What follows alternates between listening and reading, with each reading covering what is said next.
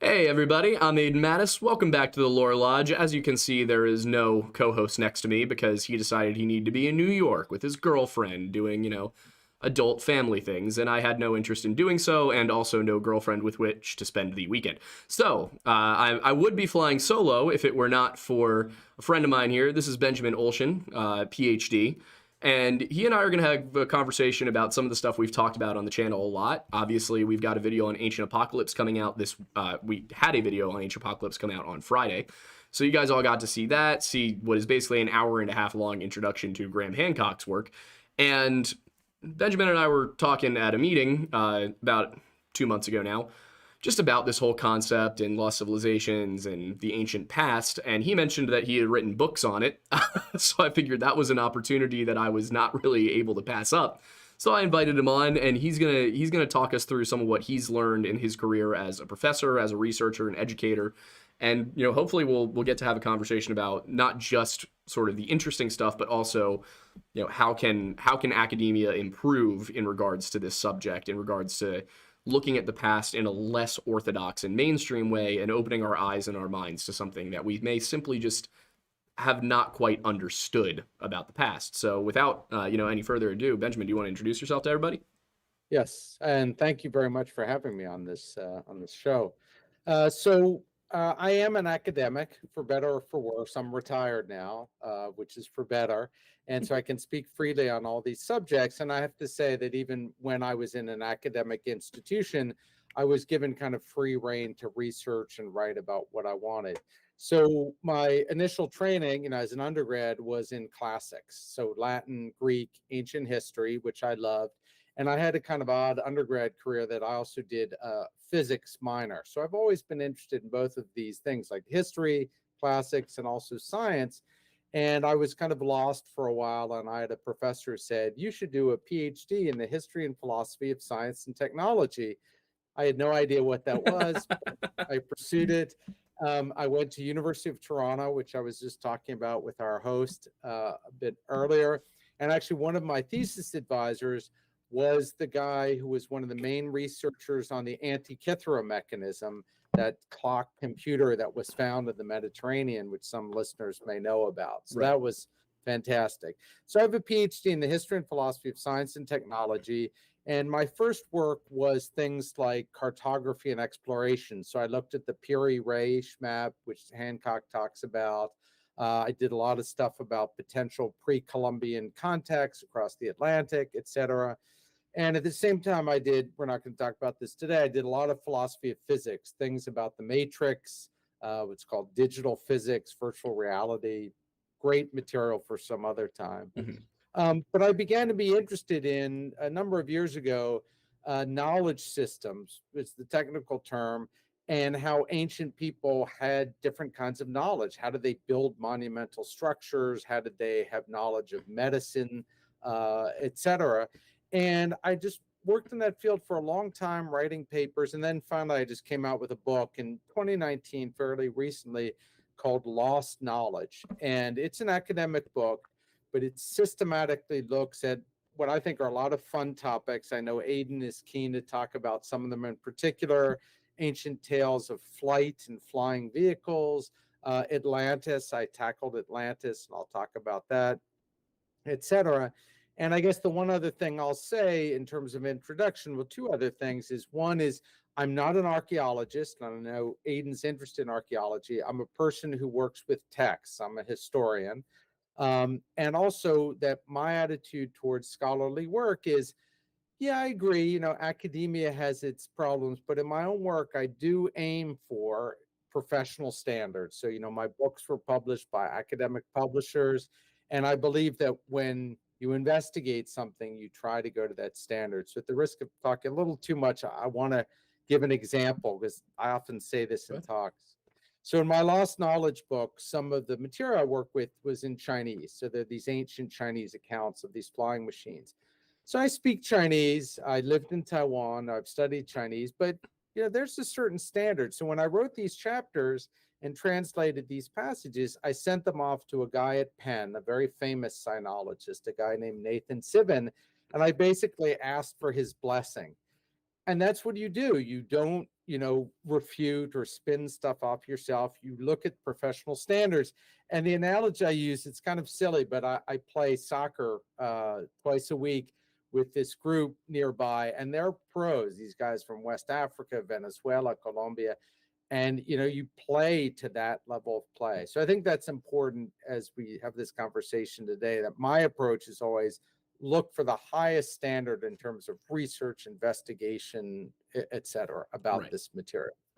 Go for it. And I mean, that's how I was taught. So I think that's also a pretty big issue that I see with a lot of this content, not just on Netflix and everything, but also with YouTube and the open access to being able to produce content and information, is that there's a lot of people who have an interest, and there's very few of them who have the training to necessarily know what to look for. So a lot of people will connect dots in their brains that seem at first glance like, oh, well, these things must be connected. Some of the people I see it the most from are you familiar with the Tartaria conspiracy theory? I read it through one of the things you had posted. Yeah. So there's that, where you get, that's exactly what that is. A bunch of people look at historical concepts. They don't really know how to research them or even like where to go to find the correct information.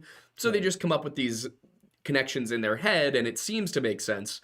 But then once you have the background and the knowledge and everything, you start to see through all of the places in which they kind of made little leaps and bounds. And I think that's what tends to happen with Graham Hancock, is he does the same kind of thing, where he's a smart guy for sure, very good at presenting information, very good at discussing things and building an argument.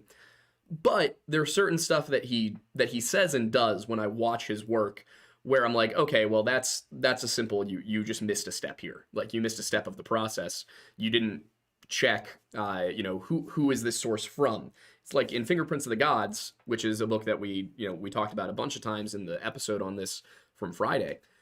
In Fingerprints of the Gods, he's citing people, historians, art historians, anthropologists, archaeologists. The problem is he didn't do the source criticism on those people.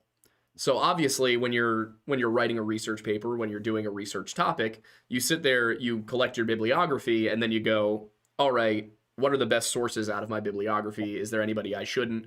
And of course, you and I know this is more for the audience benefit, but when you're doing that academic process, there's multiple steps to it. It's not just, I have a theory, let me go find the stuff that agrees with it.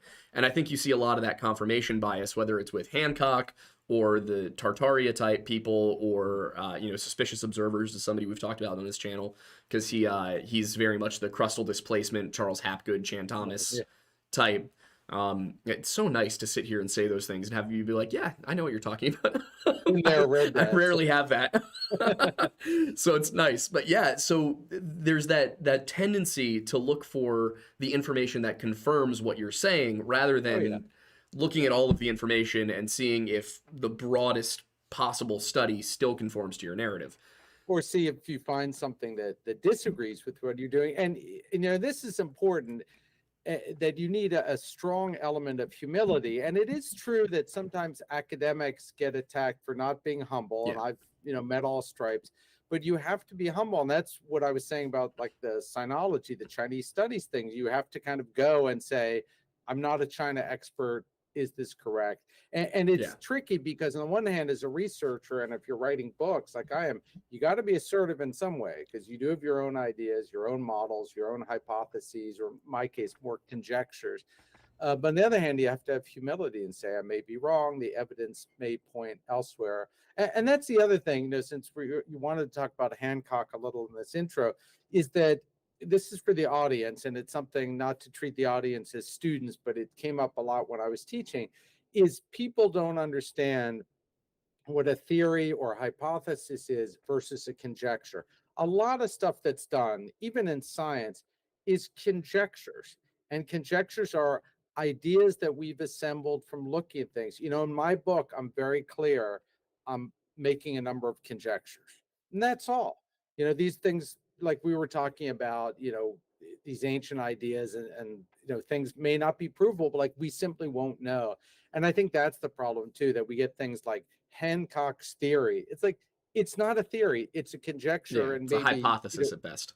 right. At best, a hypothesis, and then, as you point out, it's kind of a de facto one, not based on evidence. We're ignoring contrary evidence. Yeah. And one thing that I saw cropping up with Ancient Apocalypse with the first two episodes, I didn't notice it as heavily when I watched the first episode, which deals primarily with Indonesia, because that's just Oh, yeah. outside of my knowledge base. I don't know much about East Asian history or South Asian history. The second episode, he gets into talking about Mexico. And I'm not the most well versed, but I know enough about Mexican history to know that the Olmecs are not the Mayans, are not the Toltecs, are not the Aztecs. I know enough about that. I know that the Uto-Aztecan language spans from, up in the U.S. Southwest all the way down into the Yucatan. Like, we've got a whole bunch of stuff here, but that's about the extent that I knew. I knew they didn't have horses, and I knew they built pyramids. And most of that was from Age of Empires, if I'm being perfectly honest, which I still credit to this day. I credit Age of Empires 2 with why I am such a geek about history, because my dad needed somebody to play with. He saw his 3-year-old son and went, this will do. Whatever gets you interested. So I was playing as the Byzantine Empire at 3 years old. But yeah, so I knew enough to, as I watched, be like, wait a second. Something he's saying here sounds not quite right. Something's not correct. And so I started looking into it. And one of the big things that immediately struck me is his narrative of Quetzalcoatl, who, of course, is a creator god in the old Mexican myths. He's a being who, in some stories, the creation is more ambiguous. But in some versions of the story, he goes and he crafts modern humans from the bones of the people who preceded us. Right. In one of these destructions. I believe both the Aztecs and the Maya have 5 destructions. And this is, of course, where a lot of the later people like Hapgood and Thomas and all that got their whole, 5 cycles of human destruction and all that, which we've talked about at length on this show. So looking at that, that's when I think, and it's odd because it took until that point. I've been following Graham Hancock since like 2019. It took until that point, rewatching Ancient Apocalypse, that I really went, wait a second. He missed something here. And if he missed this, what else about this show do I need to ask questions about?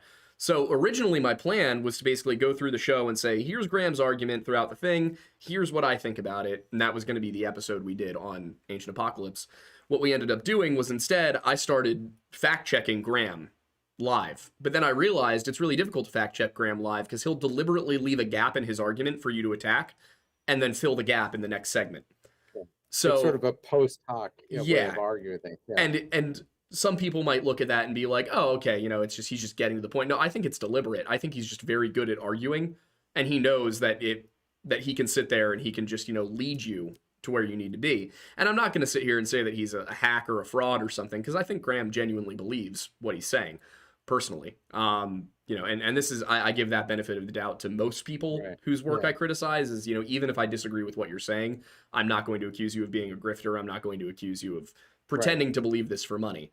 There's a few people I will, one of them I've mentioned before, but, looking at that, his narrative Quetzalcoatl comes across the sea from the east, that he is not a creator being, that he's a civilizing figure, and therefore maybe we're dealing with some of these pre-Columbian crossings between Africa or Europe and the United States and Mexico, what would become those countries. So you mentioned that a little bit while we were talking before the show, sort of these pre-Columbian contacts that have been theorized. So I'm curious, since that is such an important factor in Ancient Apocalypse and in Hancock's wider work, what are your thoughts regarding the possibility and the evidence for or against some of these voyages that are suggested, like the Egyptians and the Maya having contact? Oh, and there are a lot. I mean, so I should point out that when I did my master's and PhD, the person who was my thesis advisor was a specialist in ancient maps and cartography. So he kind of pushed me in that, and I didn't really know anything about that. And I was interested because I also do design work and artwork. And he said, well, if you like that and you like classical history, then you should do ancient exploration of maps. So basically my entire PhD thesis is on this question of how the Atlantic was explored and by whom prior to Columbus. Right. So of course we have the Vikings, but so are there earlier? The Vikings, which is well established archaeologically. In fact, I just wrote a book review of a new book by a guy named Paulo Chiesa, and he talks about how that knowledge of the Vikings may have percolated down into Southern Europe and inspired Columbus. It's quite interesting. But I've read all the different interpretations. For example, this is the one you probably know, the Olmec heads, Right. which look very African, West African. And so, when you read the text, it's like, yeah, there are suggestive things that say that, West Africans may have set out from places like Mali, that Right. region, which is not a very long crossing to the New World. And if it was going to be anybody, it probably would be Mali, considering the money they had.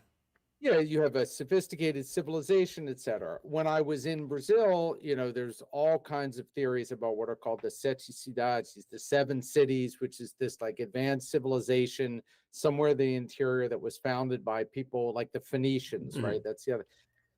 But again, you have to kind of draw a line, say, yes, there are many conjectures. There's fragmentary evidence. There's no hard evidence for any of this. And again, so the problem is you have to we collectively have to be content with that. It's like there's stuff that we just don't know. It's kind of ironic that among many other things I've taught I taught Taoist philosophy for years. And Taoist philosophy is just like, sometimes you just don't know. And the state of human existence is we don't know. We don't know why we're born. We don't know when we'll die. And so you could apply it to these pragmatic things. It's like, yeah, there's interesting evidence. The Olmec heads are strange. There's lots of other stuff. There's some peculiar maps. There's some strange textual mentions of this and that across the Atlantic. But that's very different from saying little check boxes. Yes, the Chinese came here first, like Gavin Menzies. I don't know if you know him. I've heard the argument that the Chinese got to South America first. But even then, isn't it supposed to be like 1200? So they wouldn't be the first to the Americas, just to South America? First, right. Yeah. But I always say, what's really interesting is just looking at the amount of material and saying that, and also that we have the cojones to say what we have is what we have, and we can't make definitive conclusions about this. Sure. And yeah, I wrote a 300-page thesis looking at. I just laughing as I remember being, I guess I was about your age, just reading book after book and text after text in the original languages. It's like, whatever, we know what we know. It's the original languages part that really sucks, isn't it? Well, I did, stuff in Latin, Greek, all the whole 9 yards. But I am very jealous of the generations before mine where they actually did force people to learn Greek and Latin, because they basically looked at us and they went, we could ask you to do that, but you probably won't. So you can hack it. Yeah, granted, I took German, and I can read German well enough to get the gist of what's being said in a document, but like, I wish I had Greek or Latin, because I feel like they would open up a whole new world. And reading Herodotus in the original must be a lot more enlightening than reading Herodotus in English, where it feels jilted. Well, yeah, and this relates to your main theme here, which is if people read stuff only in translation, they're always going to miss something, and that's okay. I mean, if you don't, read the source language, and you want to just read stuff to learn, it's fine. But when you start, not you, but when a author starts making conjectures and they haven't read the original, it's like, or at least find somebody, like I told you, a friend and classmate of mine who is an Icelandic specialist. He was like, here, give me the Icelandic. I'll look at it for you. I'll tell you what terms you should be thinking about. Again, you have to kind of tip that hat to the expert. So it's important. And again, I don't want to diss other people, but you got to do the grunt work. Not you again, but people who have their own TV shows. Yeah, the people who have the money to do it. Which I will say, there's a great degree of irony that I noticed in Graham Hancock going and doing this. And I'm sure that the math in his head is, by me doing this, I am calling attention to these subjects and these strange artifacts and sites all over the planet. But I look at it and I'm like, that show definitely had a multi-million-dollar budget. They could have picked any one of the sites that he talks about and invested in a full-scale dig. And it that would drives have me been a better insane. use of the money. Yeah, Yeah. absolutely. And also, it's like it's kind of mean to diss archaeologists because it's not a well-paid profession, Yeah. and archaeologists work painstakingly on a small subject matter for years and years, and bring all those. Again, I did this like do your master's and your PhD, Hmm. and I had to work my way through graduate school, and I worked as a janitor in graduate school. It's like Hmm. don't come and tell me that my knowledge is useless or that Right. I'm a stick in the mud. It's like, man, I got methods. Again, I love the soccer analogy. It's as if I were to go down to my soccer squad and say, I know you've been playing since you were 10, and I've only been playing since I was 40, but let me show you. It's Right. like you don't do that. It's just not done. So that's the other issue with these kind of people. They just sort of waltz in and say da da da, and that really bugs Yeah. me. So And my primary issue, and I had said this a few times throughout that episode, is not with archaeologists as a community, is not with individual archaeologists, but with the types who will kind of come out and give the whole community a bad name by doing this stuff. Like there was one guy who sat for an interview about ancient apocalypse, and basically the entire time he's not arguing with anything Hancock actually said in the documentary. He's not arguing with anything Hancock said in the last 20 years.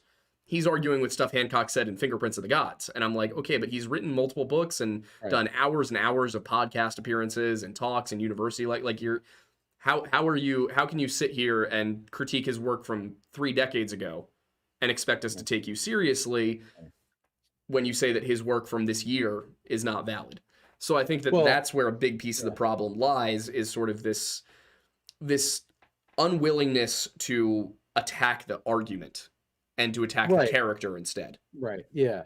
Which is bad on both sides. And it's funny because I listened to your whole Hancock Mhm. podcast yesterday, and one of the things you don't talk about, which is fine, which I want to bring up though, Sure. is the academic world. Like, Mhm. what are academics like? And in my book, I talk about that because I absolutely critique not just Hancock, also Charles Hapgood, Yep. who wrote about the Puri Reish map, and some others, John Anthony West, who kind of preceded these people. Right. But also in my book, I talk about academics since I was in that world. And I think the problem with academics is that many of them don't understand the language in which lay people work, because they're lay people like you're sort of a lay person, uh, that there are people like you that are interested in this stuff that aren't necessarily going to function like academics. Yeah. And I think the academic world also doesn't understand that out in the lay world, there are people who may make wrong conclusions, but are really excited about Mhm. knowledge. So I'll speak to a specific example that you would like. So many years ago, I think it was in Halifax, Nova Scotia, this guy invited me to come up and speak about transatlantic explorations, Right. right? And I was the only academic, and he warned me. He says everybody else is going to say that the West Africans were here first, and that Incan civilization is influenced by the Egyptians. He goes, "Are you okay with that?" So I was like, "Yeah, it's fine, whatever." So I went up, and he paid for everything, and I was happy to be there.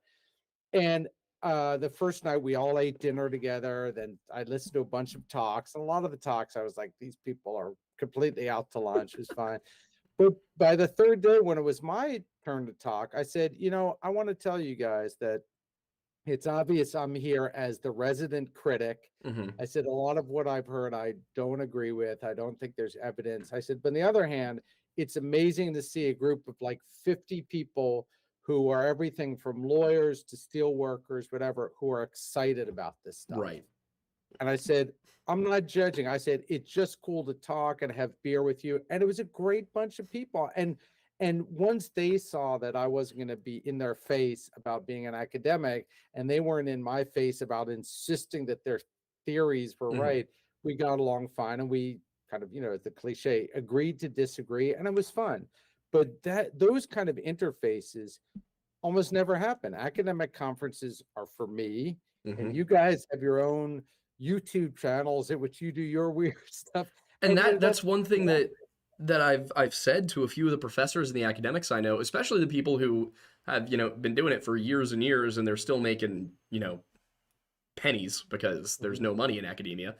But a lot of the people that I've talked to who are, some of the most talented lecturers I've ever met, they don't get where the disconnect is. They think that the disconnect is between people who are in academia, understanding how everything works, and those who are outside of academia. Well, they don't get it. In reality, I think it's the other way around. I think there's a lot of people who don't have the money or the time to go into academia who are interested in all of these topics, but they obviously just are not in a position to sit and study it. That does come from a position of some privilege where, I was able to study history and not engineering because my stepdad has an MBA. So my parents already have their master's degrees, and now I'm next in line to go get the PhD.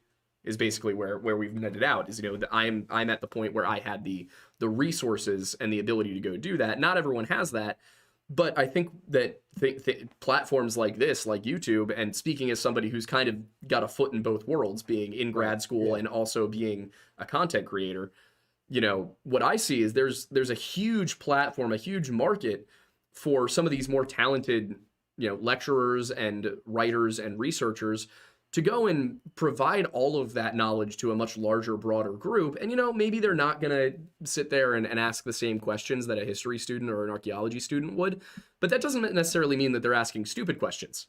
Right. And you're able to educate. Yeah. And you're able to educate a much larger group of people. I mean, I speak every week to more people than most of my professors have taught in their life. Like, that's because I put out a video, it gets 200,000 views, and now I've communicated to more people than people who do this for a career and spent 20 years in academia to get there. And I'm not saying that to toot my own horn or brag. I'm saying that because I wish that some of these professors would really get in gear and take their lectures and just start posting them on YouTube. Well, and the two sides of this are, so the if I may use this expression, like the lay audience, the academic side doesn't understand that there's a lay audience, like as you put it, that doesn't necessarily understand the methods, but is interested, is keen, as I say. And then from my side, what I would say to the audience is really the only thing that's missing is an understanding, and this is a topic that maybe we'll get to because it's an important one, is the fancy word is called hermeneutics. It's the science of interpretation. And I think that's the missing link. Like, once the lay audience understands that there's really need to be certain methodologies for interpretation, just like there are, like my grandfather was a plumber, speaking of the two worlds, like there's a way to fix a sink, as I showed my daughter the other day, there's a way to put it on, and there's a way not to. So even when you get to PhD level stuff, it's the same thing. Like, there's a way to approach an ancient text or an ancient archaeological site, and there's a way not. And I think once we can agree on those ground rules, then we can have conversations. And, I have students who would ask me everything, and I think you're probably going to ask me, from like UFOs to, ghosts and apparitions, like my wife believes in, and that's fine as long as we have some common language for addressing that, and it's cool. And then one other thing I'll say, because I always bring this up, is my father-in-law, who's from Taiwan, he passed away recently. He had an 8th grade education, that was it, but he could read and write Chinese. He read all kinds of amazing books. He knew about the I Ching and all this kind of stuff. And so he was one of these people that put in the hard work without all the formal educational credentials. And so I was able to have great conversations with him, and, and find, I don't like the expression middle ground, but find these huge common interests to talk about. So I think that's where it's at. And professors will reach way more people. Oh yeah. That I know without doubt, because I've done a few other podcasts, and that's what appeals to me about them. It's pretty incredible. I mean, some of the people I've seen, there was one, God, it's killing me that I can't remember his name off the top of my head.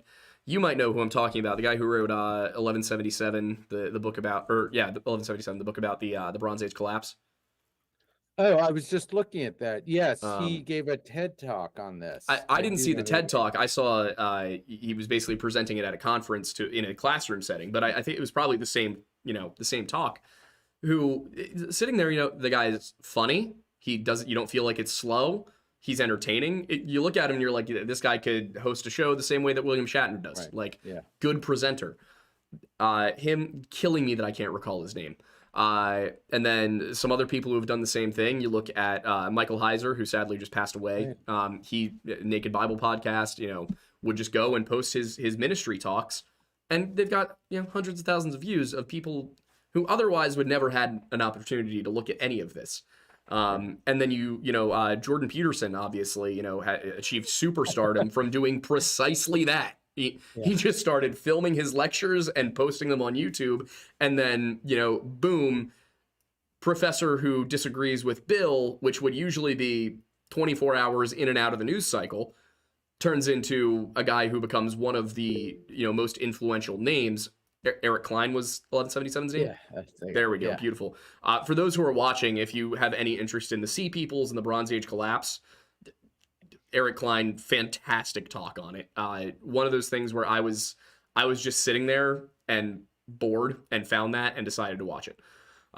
Very, very, very interesting. I'll put that into the description too, since we mentioned it. But yeah, so I think we definitely, that's a good thing that I wish I could have that conversation with more academics, that there is an audience there, and people just need to understand that. So let me highlight something then related to this sort of duality, and I'll do a little promo myself at the same time. So I was interested in all this stuff that we're talking about. And, again, we'll get to this, talking about tales of ancient flying machines, and we'll talk about Atlantis. That's what I wanted to get into next, actually, was ancient flying machines. So here's a good preface. So I decided that it was like 2018 or so, and I said, I'm just going to write a book about all this stuff. And I'll talk a little bit about the background. I've been doing bits and pieces of this dating back to when I was living in Asia. So I write the manuscript, and in academic publishing, you write a manuscript and it's sent out to reviewers, but they're actually readers, right? It's not a review of a book. They're just looking at your manuscript. So it gets sent out to two history of science people. It was very funny because one guy was sort of fairly conservative history of science academic, very nice guy. And the other was this guy who was also an academic, but much more hippie, like, this is cool, wow, etc. So I had two inputs on my text, and one was like, you got to speculate more, dude, this is so cool. The other person was like, you need to footnote and cite more of this stuff, and you need more evidence of this. So I had to like twist and meld the book, right?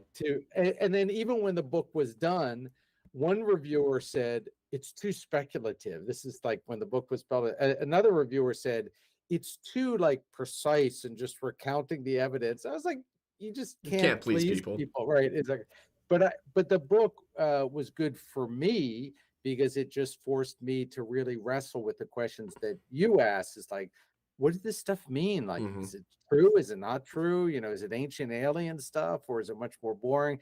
And I was on another podcast a couple of years ago, and the interviewer, she really sort of pushed me on this. She goes, well, what do you think? And it was tough for me to answer that, but we can get to that question as well. And if you want to start backwards, so Atlantis is a later chapter, but whatever. I mean, if flying machines are before Atlantis in your chronology, let's talk, because I am all for it. Not in the chronology, because for me, when I talk about Atlantis, when it comes to what I believe, it's not the flying cars, and it's not the Disney movie version. It's like an early Copper Age society. Right. On the shoreline. But yeah, so for the sake of the audience, let me clarify what our host has said, is that in this book I wrote called Lost Knowledge, I just devote separate chapters to cool, interesting puzzles that intrigue me. So in one of the chapters, for example, I talk about these stories I found about flying vehicles in different cultures. In another chapter, I had found these ancient texts that talk about this idea of looking at a screen and seeing somebody at a distance, which is kind of weird. Yeah. So the book is just these very sober things. So I wrote a chapter on Atlantis. We'll talk about that. Sure. And I wrote a chapter on these flying vehicles. So let me start with the flying vehicles chapter. Okay. And these are separate things. So when I was living in Taiwan the first time, which is 1992, 93, thereabouts, I was teaching at a university there, and I was teaching design, weirdly enough, and I did a whole project on kites because the Chinese did kites. And one of my students said, "Oh, do you know about these stories of ancient flying vehicles?" And I was like, "What's that?" And she said, she goes, "They were called in Chinese fei che." I was like, "Okay, what does that Interesting. mean, fei che?" So literally, fei means to fly. Mm-hmm. So when you go on an airplane nowadays, it's called a Feiji flying vehicle, right? Mm-hmm. It's just a monitor. And che also is the character for a vehicle. So I was like, wait a minute. She says, yeah, look at these texts. And so they're these ancient texts that date from like 300 CE and a Okay. little prior. There's all listed in my book, but they explicitly say things like, so and so built a Fei-che, a flying vehicle, and went from this town to this town. And I was like, this is weird. So, of Okay. course, I went, and some writers had written about them. There's a very famous historian named Joseph Needham who wrote a whole history of technology in ancient China, a very famous book. And then some texts hadn't been translated, so I translated them. And what began to form in my mind, it's very relevant to your program, I think, is that there's this whole separate category of stuff that is not sort of tales of people with wings flying around. And we find that in all cultures, sort of fantastical tales. They're what I call mechanical mythologies, where there are these stories that just say so and so built this vehicle and flew from town A to B, and they're explicitly machines. You even find this in Chaucer. Chaucer has these stories of a brass horse Mm-hmm. that you get on, or this is later, it's medieval, Yeah. and you flip a switch and the horse flies. And I talked to one of my former professors about this. And I said, this is not, the ancient mythologies, That's but not it's talking also about dragons. Like that's. yeah, exactly. It's not dragons. It's a separate category. And he said, yeah, go for it. So what I found was interesting was that there were Chinese sources that talk about these flying vehicles, the exact term, Korean stories. And what was very weird was among the Ainu people, Mm-hmm. the indigenous people way up in northern Japan Yeah. and Russia and so they had these stories. And then even the Hopi Native Americans had these stories. And so that also struck me. And this Mm-hmm. is sort of Graham Hancock-ish. The Native That American ones definitely interest me a lot because I came what? across like Yeah. when I was reading about the Croatan and the Secatan, these Carolina Algonquin peoples of the East Coast, like a lot of their religious beliefs lined up with Judaism in a weird way that I could almost see where the Mormons were coming up with some of Oh, this stuff. yeah. Like, but there were certain things about it, and then it wasn't, I'm not going to sit here and be like, oh, they were a lost tribe of Jews. But you look at it and you're like, one single creator God, two Right. original people, they left a garden. Like you're like, Yeah. this is a So lot of motifs here. and this is sort of gets to one of your earlier points, which is like, where should an academic researcher fall? And I think Hmm. it's important to fall into this thing where it's like, no, I'm not going to go down the ancient aliens Yeah. thing, but I'm also not going to be a total skeptic. Like, Hmm. here's the hard evidence. Here are these tales. Like, there's something weird here. What it is, I'm not going to conjecture about, but these tales are very explicit about subject X. Yeah. And I think, what my book tries to say is we need to introduce a whole new academic field to look at this Right. because they're weird. Like, those kind of stories are weird. The repetition of motifs across many different cultures are weird. So I'll tell you, for example, like the Ainu stories. Sure. And this is also a good view of how academia works when it works well. So I had read some reference that said, oh, the Ainu also have flying vehicle tales. So I wrote to a professor, a Japanese woman who I think was out in Oklahoma, who had written her thesis on Ainu legends. And I said, is this true? And she goes, yes, read source 1, 2, and 3. And she gave me the sources, and it was great. So I read them, and they're, transcribed from a Japanese anthropologist. And sure enough, there are these strange stories where there's an Ainu couple, and the husband climbs on the roof of his home, gets into a vehicle, and goes and fights in aerial combat, which you also find in the the South Asian, the Indian, like the Vimana tales. It's Hmm. very similar. And, in my book, I don't go Graham Hancock and say, oh, this signifies this. I say, but look at this. And this is weird. And for the first time ever, I put that right next to the Chinese tales, right next to the Hopi tales. And I say, yes, there's something weird going on here. Yes, these tales are very explicit. There's no mistaking the language. Right. These I'm not doing any interpretation really. I'm giving you in every case the primary source and the translation and footnoted citations. And that's why I think I always tell people this is better than Graham Hancock, because this isn't me talking. This is the ancients themselves talking. Right. Here's the text. And I love that. And in the Hopi account, there's one, for example, where there are these gods, but they go on what are called flying shields. And it's the same thing that you get on the shield, it goes up, you fly above the weather, the shield drops down and lands. And so it's very mechanical. And that's what intrigued me. I'm a historian of technology. Not that it necessarily means this, that, or the other thing, but it's that these peoples, these indigenous peoples, these Chinese, these Ainu, thought in a way that was like very technological. That's weird. Yeah. And that is exciting in and of itself. Pure evidence, no conjecture. I love it. So it sounds to me like these flying machines, the way they're described, that none of them are identical. They're different. Yeah. And it's funny. So, for example, in the Chinese ones, they're called fei che. Che just means vehicle. Like chuz is your car, right? Sure. And in the Chinese ones, unfortunately, they never describe the motive power or anything, but they'll say that, they go up, they travel, and they land. In the South Asian tales, which are probably the ones people know the most, it's all over the internet, the weird Vimana tales. Yeah. They're described as like buildings that sort of fly around. Yeah, these giant like ziggurat structures. Like ziggurat structures. In the Hopi ones, they talk about it as a shield. And that's also interesting. It's like, what metaphor does the language have to resort to? Like the example I use in the book is when cars were first invented, we called them horseless carriages. Yeah.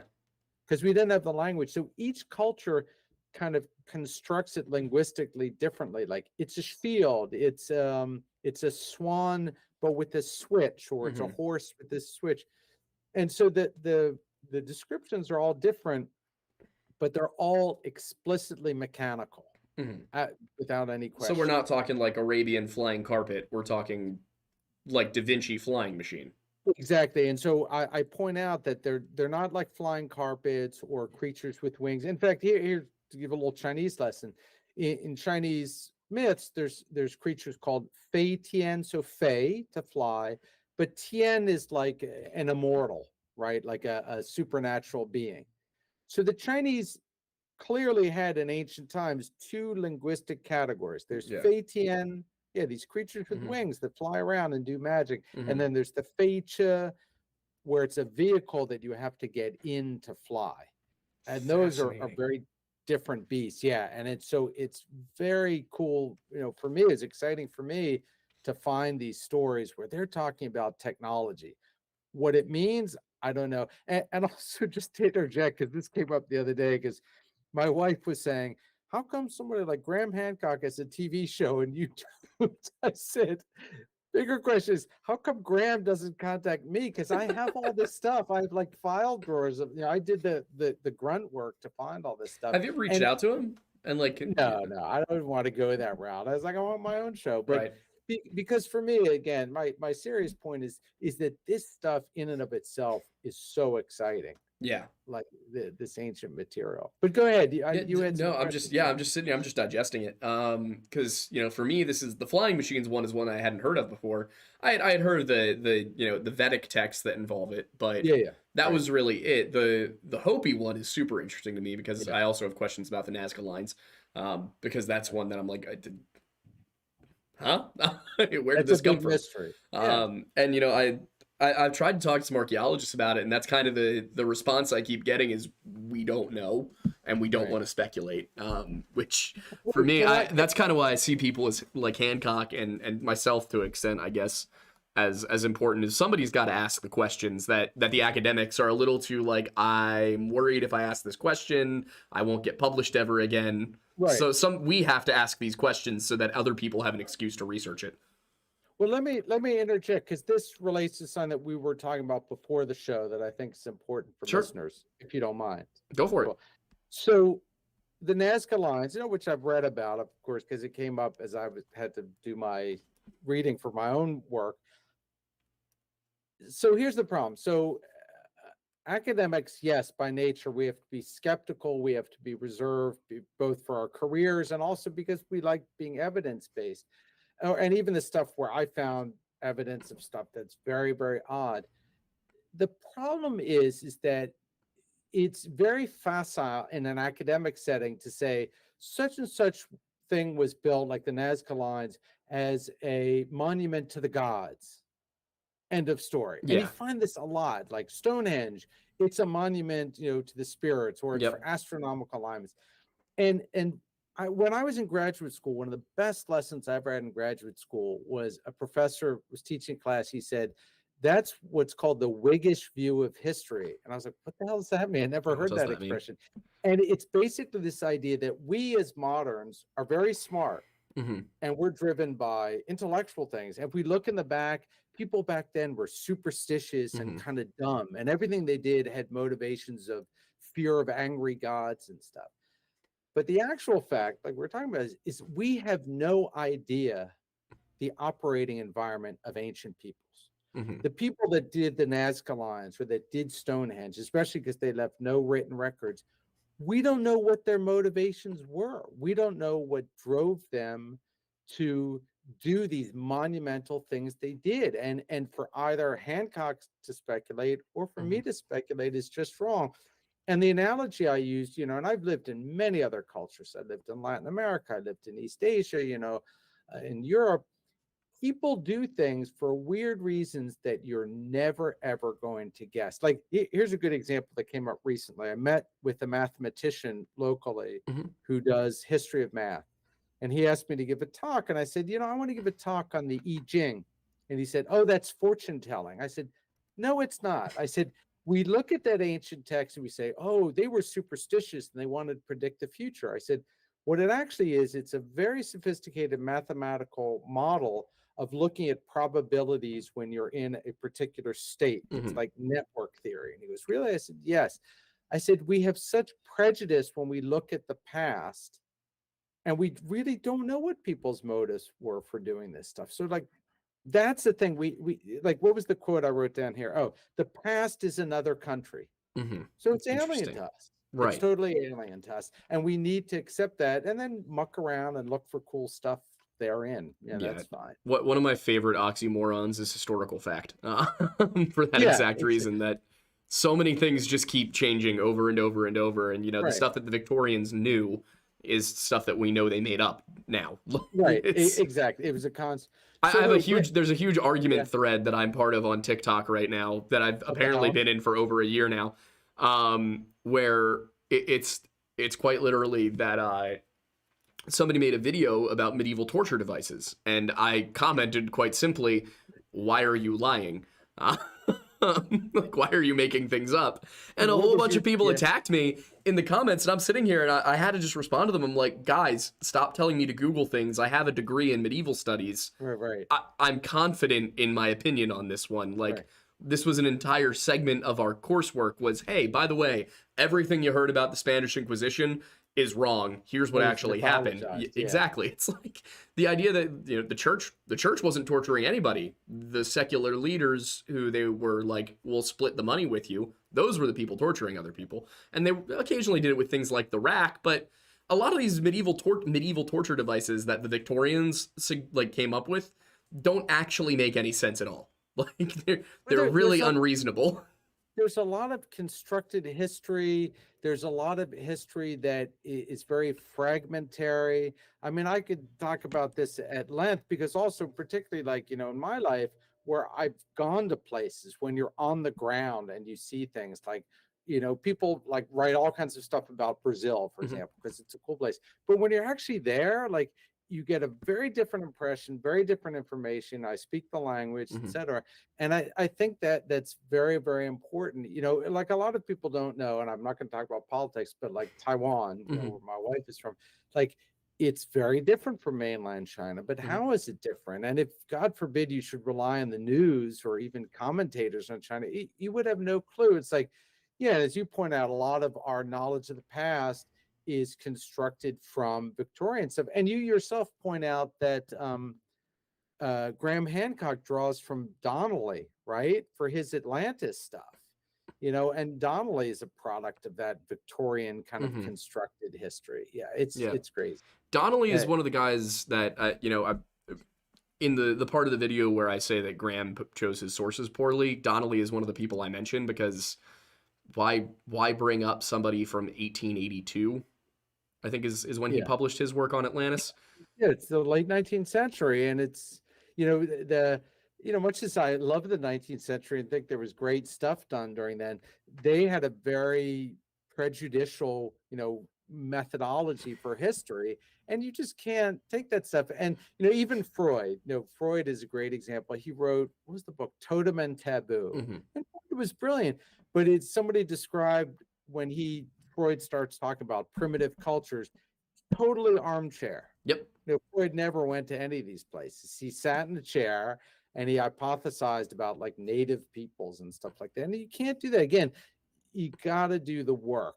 And I just say that over and over again. Yeah. And again, so Yeah, that's you that's wanted, the big problem is this disconnect between I think we've created kind of an adversarial relationship between the people who are asking the questions and people who are looking for the evidence, right, when in reality those probably should be two different groups of people, and you can have right. people who cross over, but there's been created this animosity between the commentators who and this is what I'm seeing is a large number of historians are, because as archaeology kind of moves away from being a subset of the historical field it's become its own science. Historians are at a point now where we're not really the ones doing all of the historical work. We're now using archaeological reports as primary sources. To a So certain, it's it to a depends what certain kind of extent, yeah. history you're doing. Yeah, Yeah. exactly. Yeah. For I mean, me that, as a medieval right, historian, it's I have the documents and the pictures, right. Yeah. and then I Yeah. have what the archaeologists have found, and that's what I have to use for everything. Um, Obviously I worked there are over, certain historical yeah. subjects that are still more hands-on, but a lot of it's document based and analysis based. And what I'm seeing is, historians are always going to have a role as the people who compile and summarize and explain what all of these other fields are finding and connect it to the central narrative.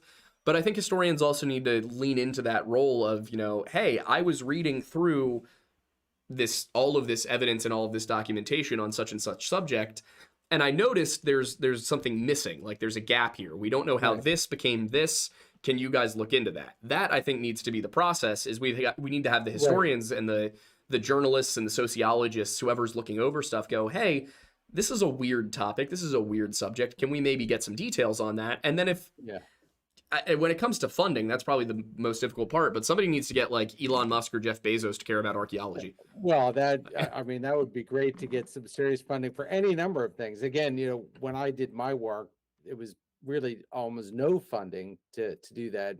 You can do textual work without a lot of funding, but still. But I want to twist what you've just said Sure, to make a segue into Atlantis, sure, go for it. because I love Atlantis. historical investigations of the Atlantis text, Mm-hmm. and Plato is kind of what you're talking about, where uh, thoughtful historian can go in and say, hey, there's some questions here. There's something we missed, to paraphrase what you just said.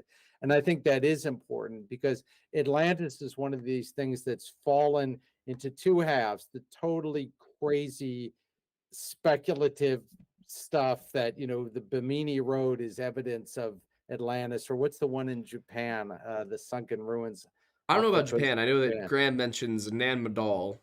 There's Um, Nan Madol, there's Bimini Road, which he also mentions, and then there's the one in Japan, which he doesn't mention, but that's another thing. And so when I was writing my book on lost knowledge, I didn't even want to go to the Atlantis thing, but I had a tremendous classics Mm-hmm. professor in graduate school, this guy, Brad Inwood, who's a specialist in Greek, and he had taught a course on the Stoics. So I started writing on Atlantis, and I emailed him immediately. I said, Brad, before I wade into this, what do you think? Like, you're a real scholar and you've read Mm-hmm. Plato, you've read everything in the original Greek. And he said, go for it. He said, there may be two writers who are serious writers about the topic of Atlantis. One of them is Christopher Gill, and I cite him in my book. A guy who really, again, had done the serious work of looking at the text. But in terms of interpretation, Mm-hmm. there's a wonderful program that you should listen to on BBC4 called In Our Time. Right. You got to listen to that program. It's great. And for people that are listening to this, you'd like that. They talk about everything from megaliths to history of Christianity, whatever, and they have these great guests. But I listened to their Atlantis program, and they only had academics on. Mm-hmm. And the academics did the typical thing with Atlantis, which is Atlantis is just fiction. And it's not fiction. And now I'm going to sound like I'm from this side of the spectrum. It's like the Greeks didn't have that kind of fiction like we have, where a person sits down and writes a novel. That simply didn't exist in Plato's time. Right. You had plays, right, which were fictional, right, stories.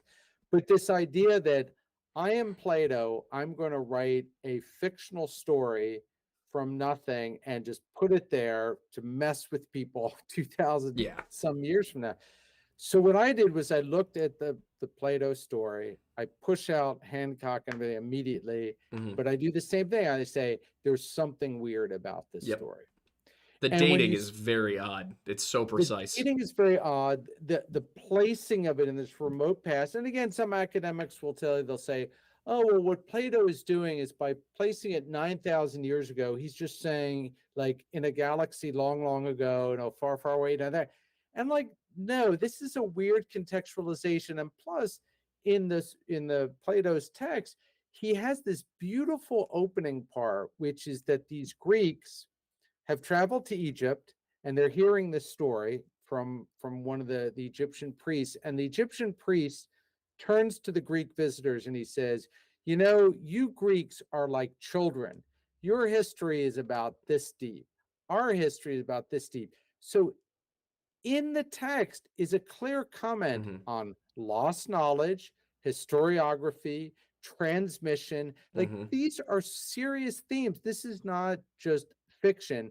It's very explicit discussion of cultural memory, etc. And I think that gets glossed over in the academic literature. And then, as I say, even the crazy Atlanteans don't look at what the text actually says. And then the other thing in the text is it's filled with numbers, measurements. Right. The city-state was this many states wide and this dimension. And so I asked my professor, I said, why is that? And he said, no one knows. He says, an ancient reader would have totally understood, right? So like you and I are talking, I go, oh yeah, that was on, I think it was the 3rd episode of Seinfeld, wink, wink, like we know. So these ancient texts have a context that we've totally lost. Yeah, I think a lot of people neglect the fact that we've lost probably the vast majority of every written work that was ever created pre-1800. Yeah, completely right. In a meta sense, we don't have text. And then even the text we have, because Plato is fairly complete, we don't know, like, what was he referring to? Why are there these numbers? Would an ancient reader have understood this? Why don't we understand this?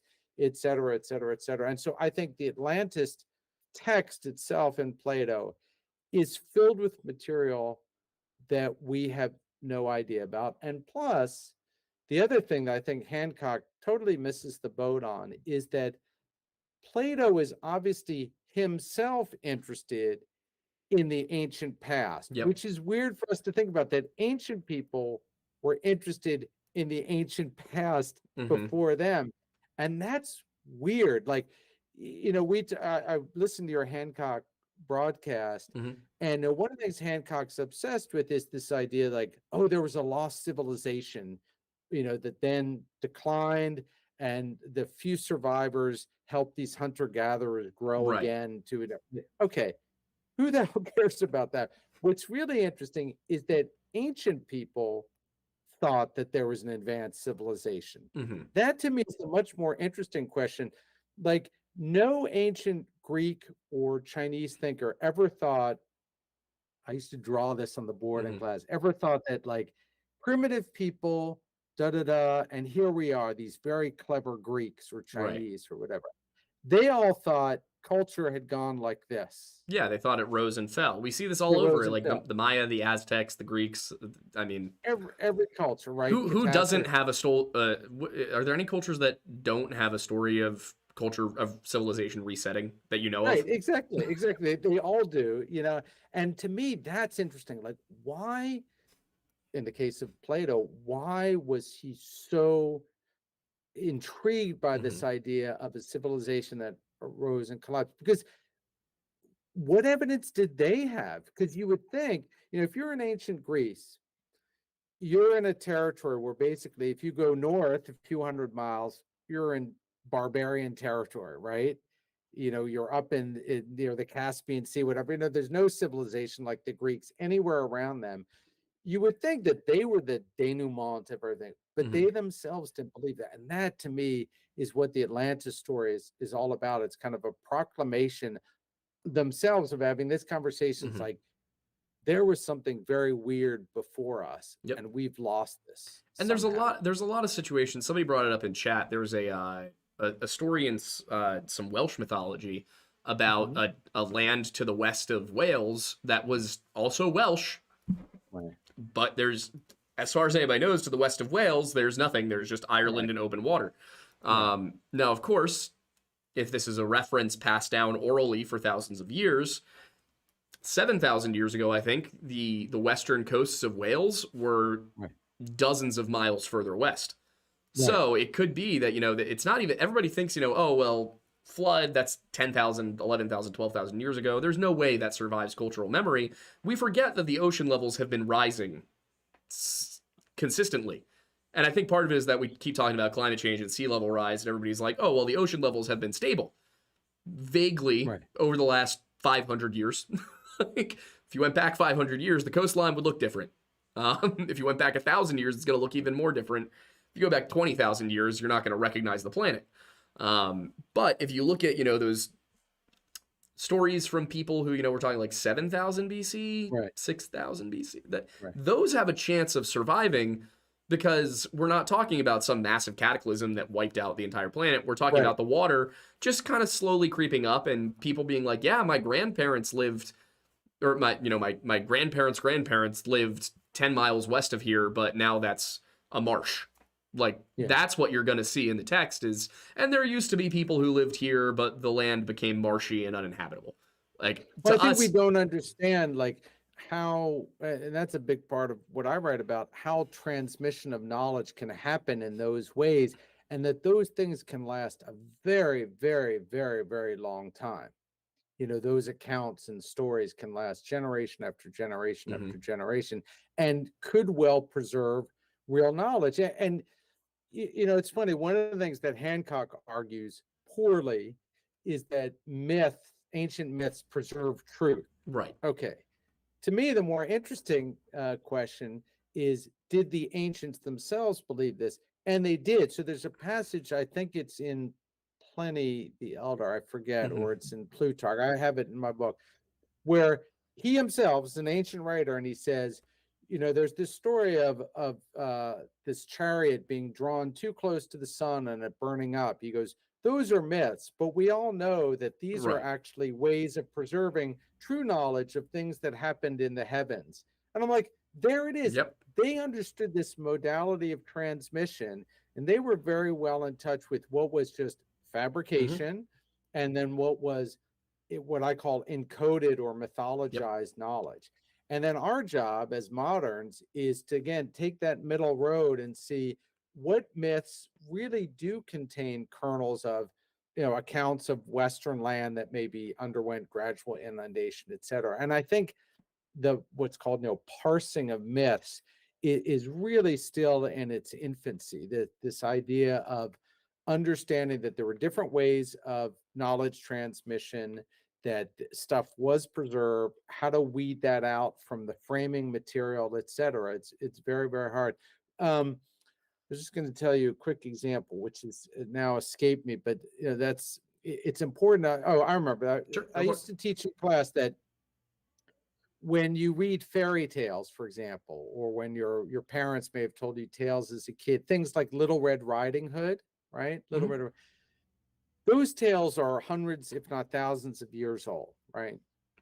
What happens is when those tales are passed down, everything is trimmed away that doesn't convey some symbolic message. Mhm. So Little Red Riding Hood is great. The way I've read it and interpreted it and read studies of it, it's about a young girl coming of age. She's wearing red. She's reaching puberty. She has to be careful of the wolf, who Mhm. symbolizes, men. In fact, in Chinese, a kind of predatory male is still called a silang, a Mhm. wolf. Interesting.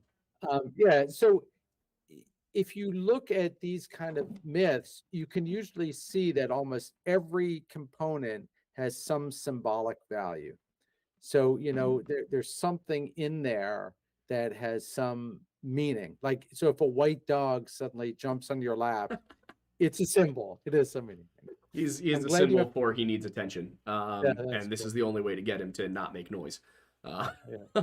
No, go for it. If you want to field some questions or sure. something, you're the boss. I Yeah, just don't that's want to speak over no. I've people's I've been letting you I've inquiries. been letting you talk because it's good stuff.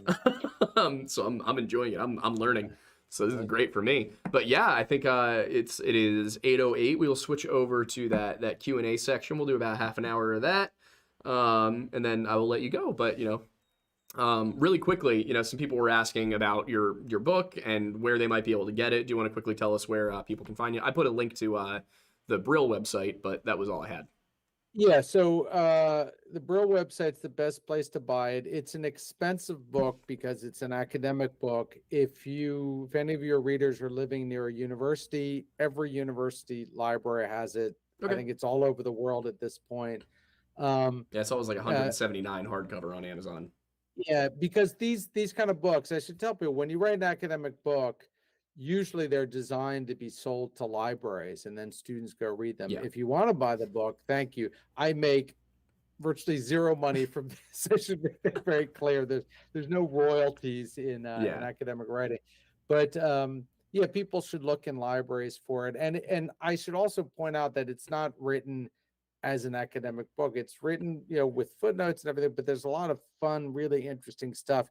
And I get down and Yeah. dirty, about all It these does not things. read like a textbook at all. God, I hope not. No, it does not. It very much reads like a paper written by somebody who knows what they're talking about and is trying to communicate the information. It does not feel like I'm being forced to memorize facts for an exam. Yeah. There is no So exam after the show, by the way. yeah, no exam, thankfully. But let's see. Let's go to those viewer activity. So this is usually my co-host's job is to monitor the chat and categorize super chat. So I'm just gonna go through them myself. Let's see. I'll hit questions I see first though. So for those who are new to the show or who have a question, haven't had a chance to ask it, the way that we do it is I will answer super chats first because you guys paid to ask those questions and therefore it's only fair that I answer them. If there are too many, I will get to questions first and then comments. That's kind of how it works. But if you have questions, send them in now. And, whether it's for me or for Benjamin, up to you. It's your choice. And yeah, so that's how it works. Let me look through what's already in here. In terms of questions, but there really aren't any questions yet. Cool. I'll just read these in order then. So Plaz for $5. Thank you, sir. Said, just dropping in a dono for you boys. I'll have to catch the episode later. Having dinner with my father-in-law to be. Much luck to the lodge. Well, Plaz, when you do come back and watch it, congratulations on your upcoming marriage. Let's see. Norberto Rodriguez Jr. sent 2 for 5 each. He said, maybe there isn't anything written in the ancient sites that has not already been discovered and they don't want to dump money into it. I assume that was in reference to when I said that, we need to fund some of these digs. In some cases, yes. In other cases, like, for example, Gunung Padang is the one that Graham Hancock mentions first in the show. There's some weirdness that we absolutely don't know anything about. So it's one of two things. Either it's something we haven't discovered or it's just a natural formation, but we're not going to know until somebody excavates it. Wait, let me chime Sure. in on this, if I may. So I think, because it's funny, so my daughter, I should comment, I have a daughter who ironically is interested in going into archaeology as an undergrad. So Mhm. she's just finishing high school. So um, one of the things I had to explain to her, because we talk about making a living a lot Mhm. in our household, I said, you have to understand like how stuff gets researched. And she also asked the question that I think a lot of the audience is kind of interested in, like, this is so cool. Why isn't there money being poured into this? And it's because what happens, like in archaeology, for example, you'll be an archaeology student, you'll work under your professor in an existing site, which is great because you're learning, and that site probably has a lot of work to do. And it takes a lot of effort to just go do something totally new. Like, where are you going to get the money from? The universities themselves have limited number of things they're going to fund. It tends to be, like all academic endeavors, fairly conservative.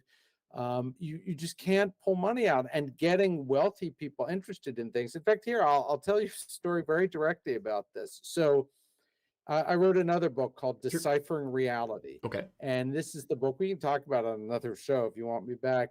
And it's about Probably the will. matrix. And all right, so cool. It's about the matrix and virtual reality and what's called digital physics. And the question of, at the bottom of reality, maybe this is just pure information and consciousness, right? You've heard all this before. Mhm. So this book was published by Brill, big academic publisher in the Netherlands, a very sober book.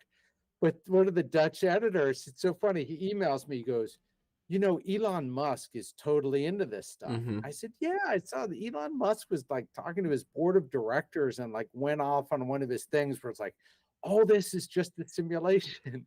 So my editor says to me, he says, can we send him a copy? I'm like, yeah, go It's for like, it. do it. But have I heard from Elon Musk?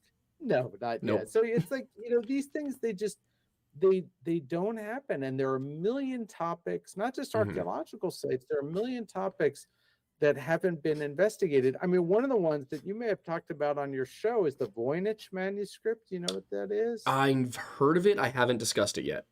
Medieval manuscript that's written in this language that could be gibberish or could be code, and it's been studied somewhat academically by people at Yale, Mhm. a ton of internet stuff. But it's, again, here's the question: how come somebody doesn't just drop $1 million and say, figure this out, put my name on it, etc.? To your listeners, the world doesn't work this way. I've worked with wealthy donors, and when I was at the university, their attention is being diverted in 1,000 different ways. They tend to be very skeptical about what they're going to throw their money at. My first book actually was funded by a wealthy collector of maps, Mhm. and he scrutinized everything that I did, rightly so. And I was very lucky to have this great relationship with him. But it just doesn't work that way. There are a million interesting questions out there in the world that are not attracting funding. It's Mhm. just, in my position as an academic, I have to write a grant application. And Right. you write it and you say, I'm interested in subject X. Will you fund this? I just had one that was accepted 2 years ago, and I just had one that was rejected. And they're both interesting projects in my view, but who knows? Right. Who knows why?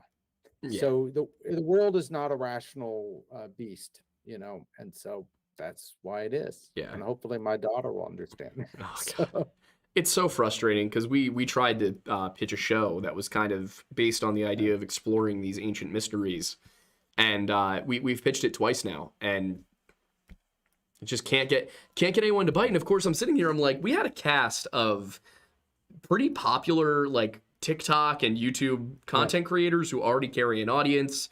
We were ready to go. We had 6 episodes that we could have scheduled and gotten moving. We had a list of experts, like. And even just a TV show, they didn't want to put it behind. Even when I can sit here and I can show them the revenue receipts and the viewership and everything from right. just this show. And then we had people who have their own shows that are, top 20 podcasts on Spotify or trending on YouTube and stuff. And back then we weren't all quite at this point yet. We had smaller audiences. But looking at it now, I'm like, if I were to pitch that now, I still feel like nobody would bite.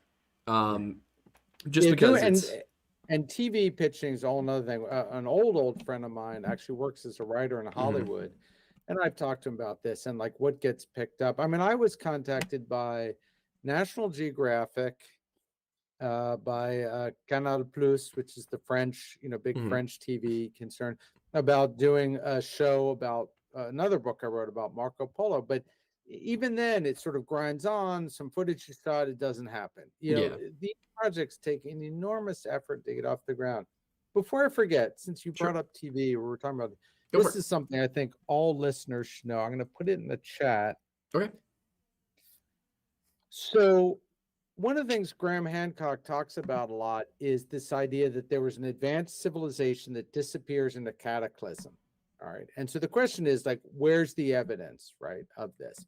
And I always tell people, like, I think I told my daughter this, I said, I'm excited for the day that we're digging deep in the ground and we find the remains of an actual flying vehicle. I go, then I'll be rich and famous because I'll have done the textual side and here's the archaeological side, right? Mhm. So I got interested in this idea. If you take a culture as advanced as ours with skyscrapers, airplanes, etc., what would happen actually if there were a cataclysm and it Mhm. got covered up?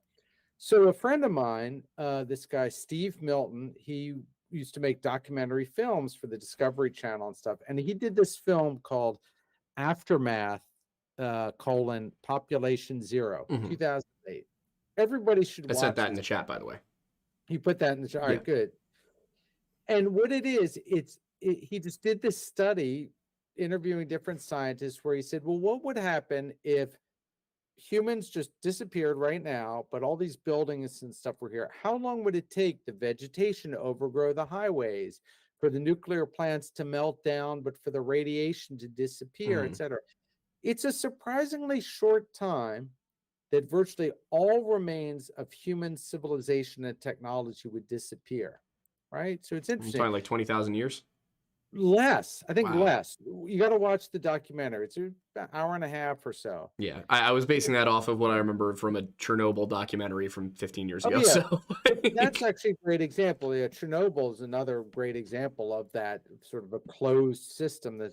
But what's interesting is that you could conceive, what did I write down here? That Homo sapiens have been around, for about 90,000 years. No, modern humans that look like Mhm. it's conceivable you could have a civilization that arose and built a whole, technologically sophisticated apparatus and then disappear. It's conceivable. Mhm.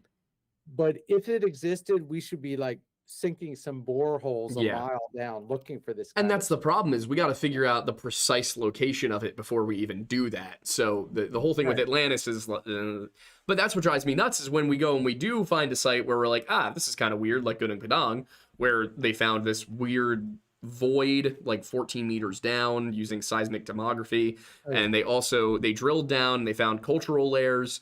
And what I found was that the archaeologists who were, dismissing this work were other Indonesian archaeologists who needed funding for their own sites. You had said that on your show. I had watched that, Yeah, and I want to follow up on that point because I sure, think go for that's it. important again for the audience. Is that I don't want it to seem then that like every academic is out to sabotage the other, No. but you can understand with limited funding, there's going to be debate. And also, and this has been written about very seriously by other academics, research can be very politicized. Yeah. And so what gets funding, what gets supported, et cetera, what supports a certain theory. In fact, I was going to mention a culture, but I'm not going to because I don't want to get in trouble. It's in my book. I talk about this. Like sometimes there'll be nationalist movements, let's Hmm. say, that promote a certain archaeological line of Yep. investigation.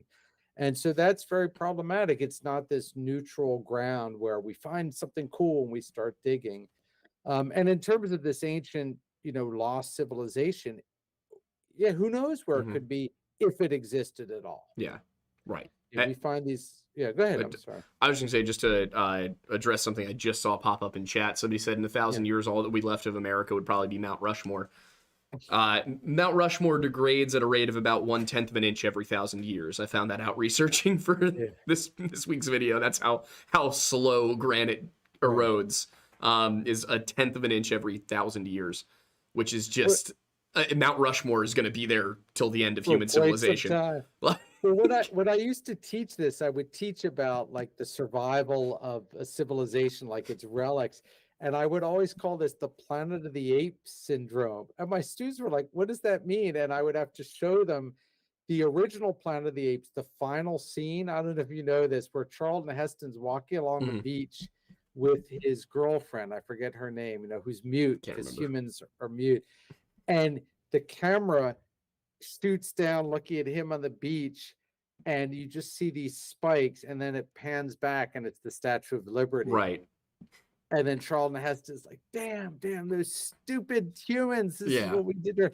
And it's like, you wonder what will survive. So that was the conceit of the movie. It's like, that's the only thing that's first. But you wonder, like, maybe it's Mount Rushmore or something like that. Like, exactly. And what if we have a collapse between now and then? In 20,000 years, will people be looking at Mount Rushmore and going, these are the faces of their gods? Like, right. Exactly. And that's the problem. Well, of all movies, it was Mad Max, I think. I was talking to my daughter about, the Road Warrior movies, right? Mm-hmm.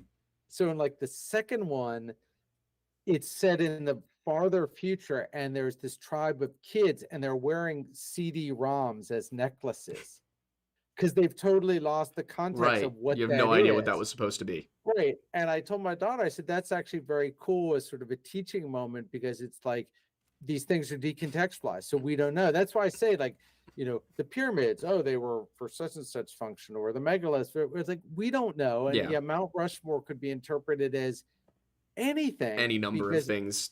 Right. It's decontextualized. The Atlantis story, now I argue it's there in Plato. It's long, read the whole thing. And it has context there because Plato's using it for political arguments, but basically it's decontextualized. We have no idea what an ancient Greek, again, would have thought. And I said this before, and it's just like the flying vehicle stories. Like, what the hell are these about? It's like, we don't have the context. We don't have the context. We don't have the context. And I see you're so interested in archaeology. It's the same thing. It's like things are decontextualized archaeologically. I mean, Stonehenge, which is the one thing I've read most about archaeologically, and I've been there, it's an amazing place to be. That's one of the weirdest, because it's this megalithic structure and there's nothing else of stone around it. Yeah. So then it's really weird, because it's basically, these ancient Britons who don't even have a written culture, and bam, there's this thing.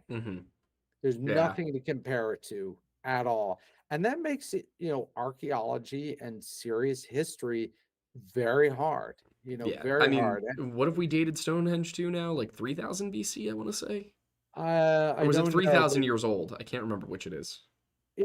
Obviously it's pre-Roman. So when the Romans come, it's already there. And I think by the time the Romans come, it's not even in use anymore. So there's not even Roman accounts of that would help us what it was used for. The earliest version of it was 3000 BC, or between 3000 and 2500. So old, and it was made out of wood at first, they believe now, I think. Wood set up, and then.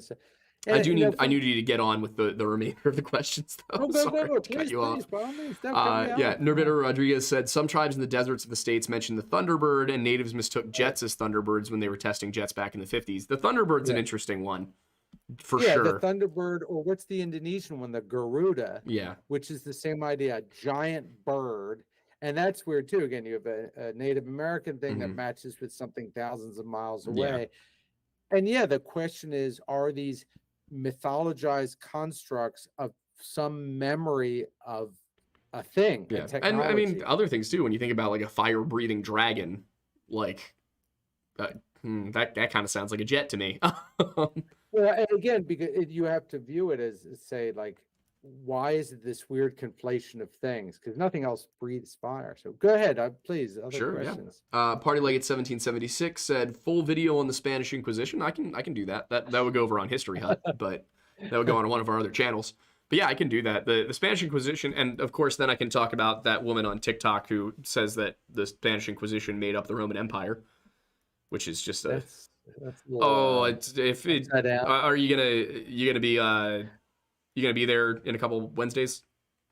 Who, me? Yeah, are you going to be I'm at the around. I'm not lodge? going anywhere. Yeah, yeah. Oh, yeah. Yeah. So Yeah. if you're going to be at the lodge, I can go. I can tell you all about Momlennial. Okay, yeah.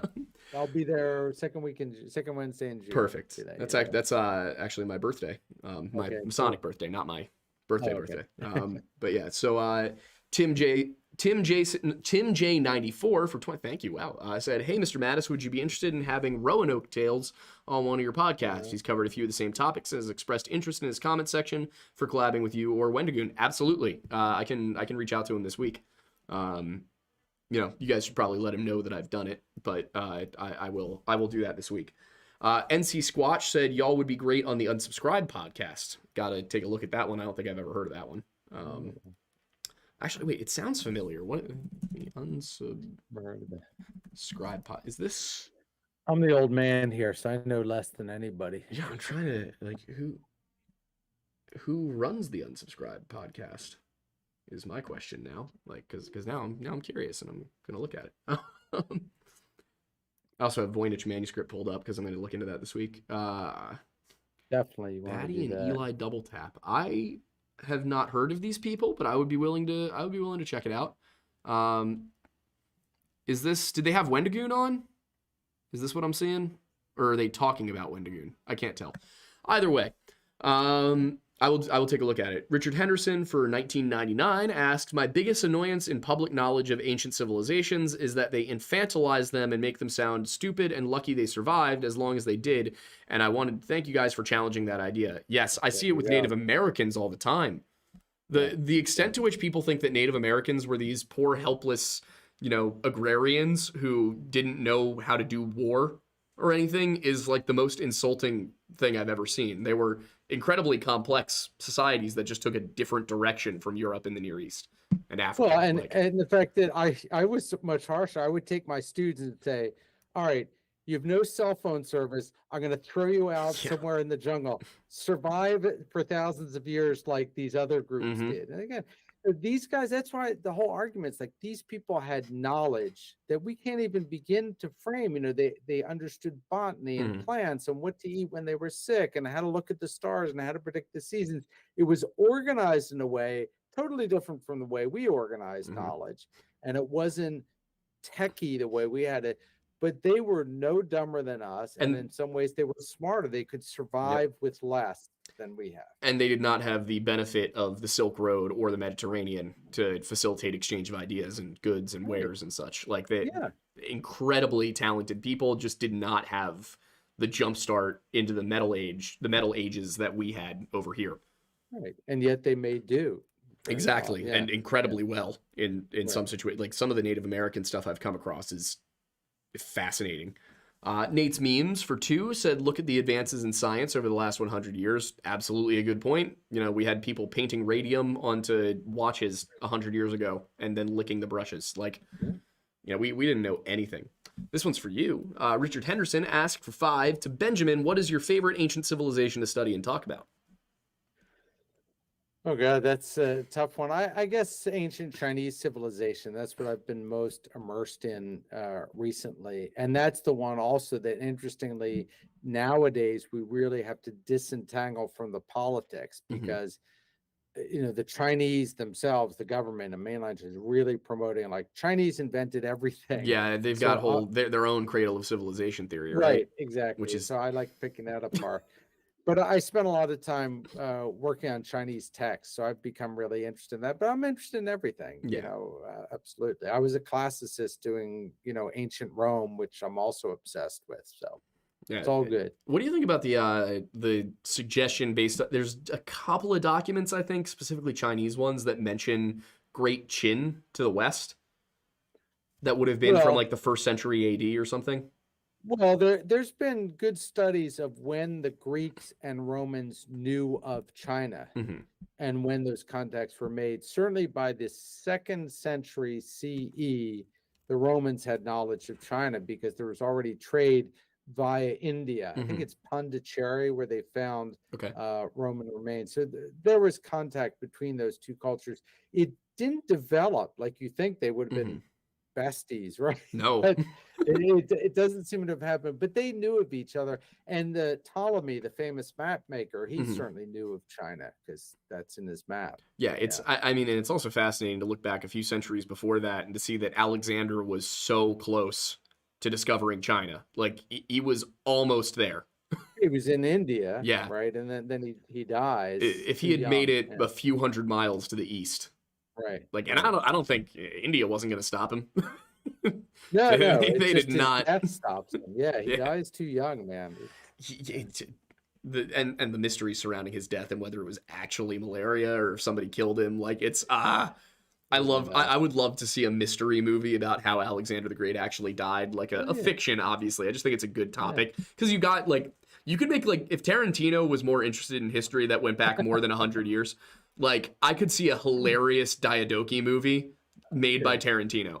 I'll talk to my friend in Hollywood who's buddies with Tarantino. I'll say, Josh, why don't you get Tarantino to make this movie? If he needs a little quick report, I can put it together. That'd be nice. Yeah. Let's see what else we got. Nate's Memes said, ignorant to believe all past societies were primitive. Absolutely. That has been one of the greatest mistakes of academia in the last 200 years. Matthew Holloway for 10 asked, I am interested in what you mentioned earlier about ancient Chinese probability matrices. Is it possible that great advancements in math happened much sooner and were not recorded, such as calculus? I don't think calculus per se, but I will try to reiterate on that point since the question was asked. And this is not original to me, by the way. Other people have written about this, but I'm trying to push this forward. So you have to understand that ancient people were interested in decision theory, right? So the most famous one that everybody knows is The Art of War, right? Sun Tzu's Art of War, that book, right? Everybody's read that. Every business person has read The Art of War. What that book is about is like, you're a general. What decision do you make? When do you attack? When do you retreat, etc., right? So all societies, but particularly societies that live in a high-risk environments, want to make sound decisions. How do you make sound decisions? Well, you understand here you are at this node, and you have to understand what your resources are, what the incoming influences are, what your legacy from the past is. If you've ever had a tarot card reading, it's the same thing. They put down the first card is you, and then there are cards that are behind that are influencing you from the past. The cards are things coming in towards you from the future. Cards on the side that characterize you, and it's a matrix, right? It's with you at the node. So the I Ching is essentially the same thing. When you sit down and cast the I Ching, you have to phrase a certain kind of question. So, for example, our host would cast a question. I got this television offer from National Geographic. Not should I go for it or not what will happen, but what are factors that I should consider as I consult with my friends about whether to pursue this or not? And then you cast the I Ching. And the I Ching is essentially this mathematical model that tells you you should consider this: favorable influences, negative influences, your own ability, are you done your master's degree yet or not, and stuff like that. And so it's mathematically looking sort of at your statistical situation in this node. And again, modern people look at this stuff and go, oh, it's fortune telling. Like, no, it's not. And the questions you ask are not fortune telling. It's really questions about decision making. And that's the kind of thing where, again, we have this very prejudicial view of the past. And I should point out to listeners that I'm not PC even remotely, but even I think we have this very weird view that like past people had to think in this way that we're defining, and it's wrong. There's a lot of good mathematical research to be done on this about what these models really were, and they weren't fortune telling, not at all. Fascinating. Like this is fun for me because I know so little about China. Like, one thing you do not study with a medieval studies degree is anything outside of Europe and North Africa and the Near East. Well, for me, it was circumstantial. I had an undergrad degree in classics. I did ancient Rome. I did the semester abroad in Italy. I finished my PhD. Where was the job? It was in Taiwan. I literally pack up August of '93. All of a sudden, you got to learn about Chinese culture. And I think that's good. And then, you just force yourself to know this, to know this, to know this. That's that's the way it works, man. Absolutely. All right. Party like 1776 asked, got no questions, just take my money, but can we get an Archie Awu? I'll make him howl at the end of the show. Archie is a very tiny wolf, apparently. He loves to howl. Nate's meme said, we are living in a simulation controlled by elites. One of my favorite things about simulation theory is that it's atheists reinventing monotheistic religion again. Is that what the commentator said? Yeah, he said we are living in a simulation controlled by elites, and every time I talk to somebody about simulation theory, I'm like, this all sounds really familiar. Just somebody designed all this and let it run. Fascinating. Well, in the Matrix, it's the figure of the architect, which would sound familiar from Freemasonry, where it's the grand architect. And it is a kind of monotheistic model. Although, and again, it's not quite the same. Another program, not quite the same, and there are many variations, and we can. Yeah, it's just a funny thing for me that I'm like, all right, we're all coming around to the same end agreement here. I see. Agamemnon's Jim Bag for 25 said, we can't fund legitimate studies because we have to fund Hamster Fight Club. There are videos, look it up. I don't want to think about Hamster Fight Club? I'm gonna look it up after the show. I don't think I'm gonna enjoy it. Some ethical principles. There's got to be something wrong. Let's see. Nate's memes for 2 said, do a vid about Winnemucca Indians on Jekyll Island. I can absolutely look into that. Let me Winnemucca Native American. There we go. We'll have that popped up there. We've also got Ryan Whitcop for 523 said, enjoy 497 in Wendy Coin. Just finished my video I was working on last week and gearing up for a new one. Really shows how much work you guys put in. Well, thank you and congratulations on getting your video done. Yeah, it's probably a total of about 100 to 120 hours of work go into each episode between research, filming, editing, and you know, all the posting stuff. We've gotten it down a considerable amount since we started just because we're getting used to it, but it takes a while to get it all done. We do it every week. I do all what I thank my education for this, because I basically do a research paper's worth of studying every week. That's how we keep pumping out hour-long documentary videos. It's just me sitting at a computer for hours and hours and hours. Norberto Rodriguez said, for 5, if lost tech was found, the military will be funding archaeology if it proved viable for combat. Probably. I'm always terrified about finding like some sort of ancient, you know, like fungus biological warfare laboratory and suddenly everybody's dead. The whole premise of that, it was a movie and then TV show of Stargate, is that, right? Yeah, they found the Stargates. Right, and then the military takes over the research. I mean, and that's obviously fantastical, but it's interesting. I wish they would make a new... I wish they would...